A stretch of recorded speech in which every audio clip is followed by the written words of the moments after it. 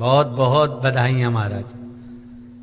सोमवार की जन्माष्टमी का भी पर्व है, तो आप सभी को अभी से भगवान कृष्ण के जन्म महोत्सव की बहुत बहुत बधाई। हमारे लड्डू गोपाल कल्लू जी महाराज साल में एक बार उनके स्नान का हम लोग रखते हैं। तो कल रात्रि को 8 बजे से 9 बजे तक हमारे यूट्यूब चैनल पर, फेसबुक पर आप लोग लाइव ठाकुर जी के 1 घंटे का 8 बजे से 9 बजे तक स्नान का दर्शन रात्रि को कर सकेंगे। मोबाइल पर आप लोग आराम से अपने यूट्यूब फेसबुक पर ठाकुर जी के सुंदर स्नान का दर्शन, जो साल में एक बार का हम लोग करते हैं, उसका दर्शन आप कर सकते। एक पात्र में जल और दूध ले लीजिए।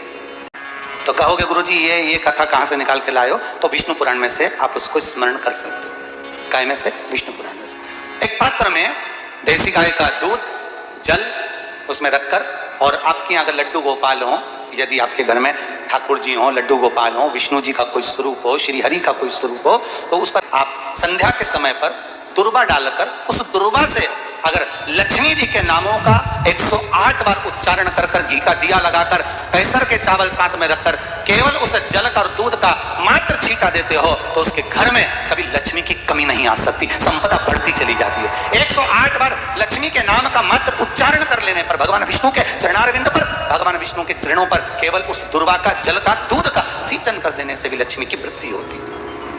आपके घर में छोटे से ठाकुर जी हैं, आपके घर में छोटा सा कन्हैया है, और छोटे से कन्हैया जो पुराने समय का है, उसको नेत्र भी लगाने की जरूरत नहीं है, क्योंकि उसके नेत्र हैं।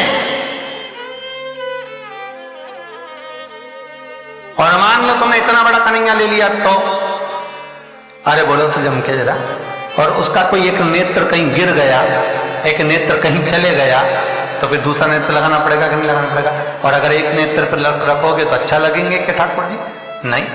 तो नेत्र होना, जितनी बड़ी मूर्ति होती है, जितना बड़ा स्वरूप होता है, जितना बड़ा शिवलिंग होता है, जितनी बड़ी मूर्ति की स्थापना होती है, उतनी उसमें सेवा की और भाव की जरूरत पड़ती है। भगवान विष्णु ने जाते हुए शिव बाबा को देखा। शंकर भगवान से, भगवान नारायण ने कहा आप कुछ कहेंगे नहीं? भगवान शंकर कहते हैं नारायण चिंता मत करो, ये बद्रिकाश्रम में जो आएगा चने की दाल चढ़ा कर जाएगा, चने की दाल को मंदिर के पीछे बैठकर ओम नमः शिवाय बोलकर जो नारायण को समर्पित करेगा, उसके मनवांचित फल को मैं 3 महीने में पूरा कर दूंगा, उसके मन की कामना को मैं 3 माह में पूर्ण कर दूंगा। आज भी नियम है, चने की दाल को लेकर जाते हैं, बद्रिकाश्रम के मंदिर के पीछे बैठकर चने की दाल को लेकर ओम नमः शिवाय का जाप करते हैं। 7 बार ओम नमः शिवाय बोलकर चने की दाल वापस घूमकर भगवान विष्णु को समर्पित करी जाती है, तो 3 महीने में मनोकामना पूरी हो जाती है। भगवान की मूर्ति जितनी छोटी होगी उतना सुख देती है, जितनी बड़ी हो जाएगी उतने लाड़ की जरूरत पड़ जाएगी, उतने लाड़ की जरूरत।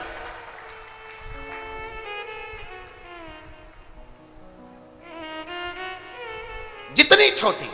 अब आप कहोगे गुरुजी तुम इतनी बड़ी बड़ी बातें करते हो, तुम्हारे ठाकुर जी भी तो देखो कितने बड़े हैं। आपको मालूम होगा कि इंदौर में कथा थी, बहुत साल पहले, 20-1 साल पहले की बात होगी, 20-22 साल के पहले की। इंदौर के सेठ जिनके पास में ठाकुर जी थे, और उनके कोई गुरुजी, अब गुरुजी तो गुरुजी होते हैं, उन्होंने कह दिया इतनी बड़ी मूर्ति घर में नहीं होना चाहिए। अब उनको कह दिया कि इतनी बड़ी मूर्ति घर में नहीं होना चाहिए, तो वो इनको नर्मदा जी में विसर्जन के लिए लेकर जाने लगे या कहीं देने के लिए जाने लगे। वो हमारे यहाँ कथा में आए थे, तो वो अटैची लेकर आए थे, तो पूछ लिया हमने कि इस अटैची को आप कहाँ ले जा रहे हैं, क्या है इसमें? उन्होंने कहा इसमें लड्डू गोपाल है ठाकुर जी। हमने कहा कहाँ ले जा रहे हैं? हमारे गुरुजी ने कहा इतनी बड़ी मूर्ति घर में रहती है ना, तो तकलीफ होती, इसलिए हम इनको नदी में, नर्मदा जी में छोड़ने के लिए या आश्रम पर किसी के यहाँ देने के लिए जा रहे हैं। तो हमने कह दिया लाडला है, कहाँ इसको नर्मदा के जल में आप छोड़ोगे, हमको दे दो, हमारे साथ कथा में चलता रहे, आनंद से श्रवण करता रहे, भक्ति करता रहे। और क्या चीज लाडला है वो, उसका नाम हमने कल्लू रखा, हमारा कल्लुआ है, लाडला। जय हो। सोमवार की अष्टमी पड़ जाए, क्या पड़ जाए सोमवार की? जम के बोलो जरा, अष्टमी। या तो सोमवार की अष्टमी पड़ जाए, या हर महीने शिवरात्रि आती है, हर महीने आती है, या तो सोमवार की अष्टमी पड़ जाए या फिर सोमवार की शिवरात्रि पड़ जाए, हर महीने आती है।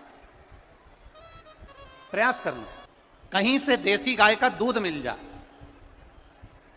थोड़ा सा दूध देसी गाय का मिल जाए, थोड़ा सा दूध देसी गाय का, थोड़ा सा दूध अगर प्राप्त हो जाए, बेलपत्री के पत्ते से दूध कटोरी में लेकर, मात्र बेलपत्री के पत्ते से एक एक बूंद अगर दूध, आप एक बूंद अगर ज्यादा ना मिला हो, एक चम्मच भी अगर आपको दूध देसी गाय का मिल गया हो, और सोमवार की अष्टमी पड़ जाए या सोमवार की, जम के बोलो, शिवरात्रि पड़ जाए, उसमें केवल अगर देसी गाय का दूध मिल जाए, जर्सी गाय का नहीं हो, देसी गाय का अगर दूध मिल जाए, बेलपत्री के पत्ते से, तुम्हारे घर के अंदर अगर शिवलिंग है या मंदिर में शिवलिंग है या तुम्हारे नजदीक में कोई शिवलिंग है, उस पर बूंद बूंद, एक एक बूंद अगर शिवलिंग पर दूध समर्पित कर रहे हो, श्री शिवाय नमस्तुभ्यम, नमः शिवाय, या षडाक्षर मंत्र ओम नमः शिवाय, या 33 अक्षर का मंत्र महामृत्युंजय मंत्र, इसका स्मरण कर कर शिव जी पर देसी गाय का दूध समर्पित कर कर इस बेलपत्री को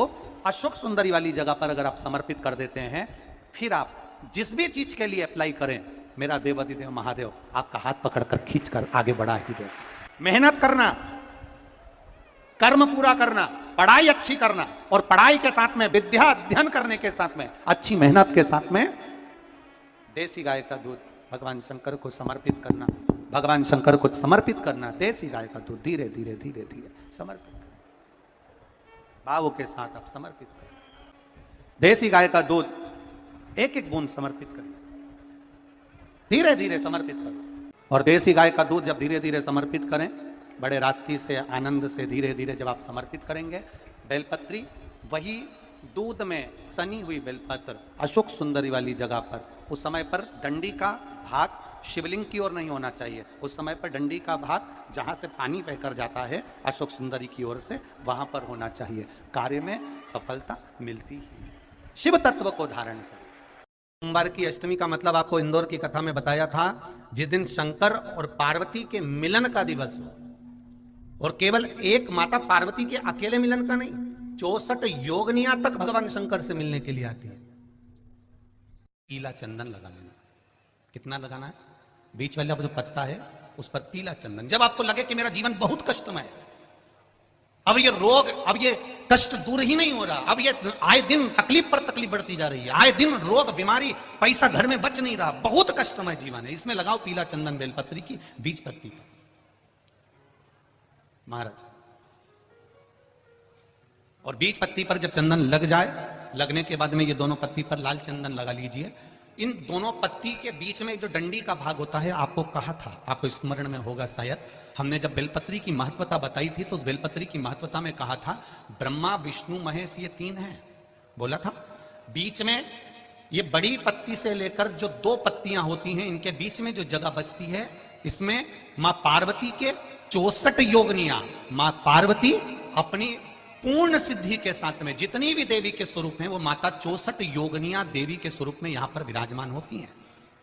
2 पत्ती के नीचे से जो डंडी होती है नीचे तक, ये पूरी डंडी में 33 कोटि देवी देवताओं विराजमान होते हैं इस पूरी डंडी के अंदर। तो ये बीच वाली पत्ती है, ये जो बीच वाली पत्ती का जो भाग होता है, इस पत्ती के भाग में शहद का प्रयोग कर कर, यहां पीला चंदन, लाल चंदन, शहद का प्रयोग कर कर, इसी तरह से पकड़कर ये बेलपत्री की जो डंडी है वो अशोक सुंदरी पर जब आप समर्पित करें, तो जहां से जल बहता है उस ओर पर इस पत्ती को चढ़ाकर केवल आपके हृदय की बात कहकर देवाधिदेव महादेव से कोई भी शिव जी का मंत्र, पंचाक्षर नमः शिवाय, षडाक्षर ओम नमः शिवाय, श्री शिवाय नमस्तुभ्यम, या महामृत्युंजय मंत्र, जो शिव का मंत्र हो आपके पास में, उसको बोलते हुए देवाधिदेव महादेव को धीरे धीरे जल की धार चढ़ाना प्रारंभ करो। जल की धार जब पूर्ण होने लगे, उसमें थोड़ा जल बचे, तब अशोक सुंदरी पर जो तुमने बेलपत्र चढ़ाई है, वहां उस जलधार को चढ़ा। ये प्रयोग आपको केवल सोमवार की अष्टमी पढ़ने पर ही करना है। कौन से दिन करेंगे? जम के बोलिए जरा। सोमवार की अष्टमी पढ़ने पर यह प्रयोग करें। और जल चढ़ाकर बाबा से विनती कर कर उसी बेलपत्र को वापस उठाकर कहीं जलाशय में या किसी पेड़ के नीचे विसर्जन कर दें और 1 लोटा जल वहां भी चढ़ा दें। बस निवेदन कर कर आ जाइए, मेरा बाबा 3 माह के अंदर हाथ जरूर पकड़ेगा और आपको दलदल से बाहर निकाल देगा। हमें बताया था जिस दिन शंकर और पार्वती के मिलन का दिवस हो, और केवल एक माता पार्वती के अकेले मिलन का नहीं, 64 योगनियां तक भगवान शंकर से मिलने के लिए आती है। पीला चंदन लगा देना। कितना लगाना है? बीच वाला जो पत्ता है उस पर पीला चंदन। जब आपको लगे कि मेरा जीवन बहुत कष्टमय है, अब ये रोग, अब ये कष्ट दूर ही नहीं हो रहा, अब ये आए दिन तकलीफ पर तकलीफ बढ़ती जा रही है, आए दिन रोग बीमारी, पैसा घर में बच नहीं रहा, बहुत कष्टमय जीवन है, इसमें लगाओ पीला चंदन बेलपत्री की बीच पत्ती महाराज। और बीच पत्ती पर जब चंदन लग जाए, लगने के बाद में ये दोनों पत्ती पर लाल चंदन लगा लीजिए। इन दोनों पत्ती के बीच में जो डंडी का भाग होता है, आपको कहा था, आपको स्मरण में होगा शायद, हमने जब बेलपत्री की महत्वता बताई थी तो उस बेलपत्री की महत्वता में कहा था ब्रह्मा विष्णु महेश ये 3 हैं, बोला था। बीच में ये बड़ी पत्ती से लेकर जो 2 पत्तियां होती हैं, इनके बीच में जो जगह बचती है, इसमें माँ पार्वती के 64 योगनियां, माँ पार्वती अपनी पूर्ण सिद्धि के साथ में जितनी भी देवी के स्वरूप हैं, वो माता 64 योगनियां देवी के स्वरूप में यहाँ पर विराजमान होती हैं। 2 पत्ती के नीचे से जो डंडी होती है नीचे तक, ये पूरी डंडी में 33 कोटि देवी देवताओं विराजमान होते हैं इस पूरी डंडी के अंदर। तो ये बीच वाली पत्ती है, ये जो बीच वाली पत्ती का जो भाग होता है, इस पत्ती के भाग में शहद का प्रयोग कर कर, यहाँ पीला चंदन, लाल चंदन, शहद का प्रयोग कर कर, इसी तरह से पकड़कर ये बेलपत्री की जो डंडी है वो अशुक सुंदरी पर जब आप समर्पित करें तो जहां से जल बहता है उस ओर पर इस पत्ती को चढ़ाकर केवल आपके हृदय की बात कहकर देवाधिदेव महादेव से कोई भी शिव जी का मंत्र, पंचाक्षर, नमः शिवाय, षडाक्षर, ओम नमः शिवाय, श्री शिवाय नमस्तुभ्यम, या महामृत्युंजय मंत्र, जो शिव का मंत्र हो आपके पास में, उसको बोलते हुए देवाधिदेव महादेव को धीरे धीरे जल की धार चढ़ाना प्रारंभ करो।